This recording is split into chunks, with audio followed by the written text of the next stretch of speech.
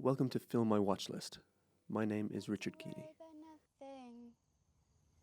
Cause we got the fire and we're burning one hell of a something. They're gonna see us from outer space. Yeah, I'm really sorry about Bod. It's nothing serious. No, it is. The Killing of a Sacred Deer is the fourth film from visionary director Yorgos Lanthimos, following up on his brilliant Oscar-nominated film The Lobster from 2015. The film follows Stephen, a successful surgeon, played by Colin Farrell, whose unconventional relationship with Martin, played by Barry Keoghan, a deceased former patient's son, spells disaster when the idea of karmic revenge for previous misdeeds threatens to shatter his carefully cultivated family life. With Sacred Deer, Lanthimos continues to be one of the most original directors working today. What could have been played straight as a conventional thriller is anything but. This is due to the disorientated use of deadpan absurdist humour and the singularly offbeat delivery of dialogue by the cast. While I can see that this may off-put many viewers, it's not without purpose, and serves as a way to flip expectation and makes the film, like the director's previous works, utterly unpredictable from scene to scene. This is a quality that heightens the suspense in this often nail-biting thriller.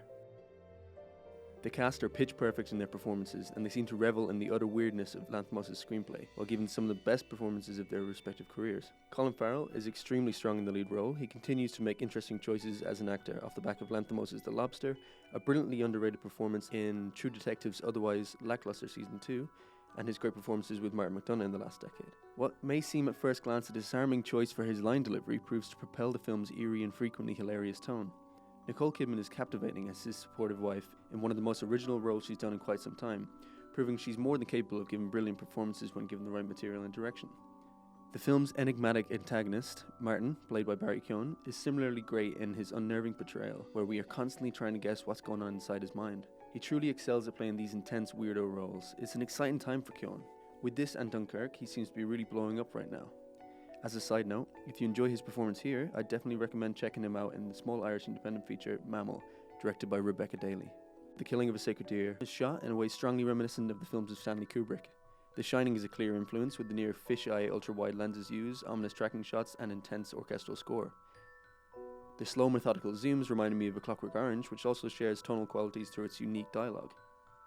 To a lesser extent, it also evokes comparison to the author's final film, Eyes Wide Shut, in its use of underlying suspense and paranoia, and of course, because of the appearance of the fantastic Nicole Kidman in both.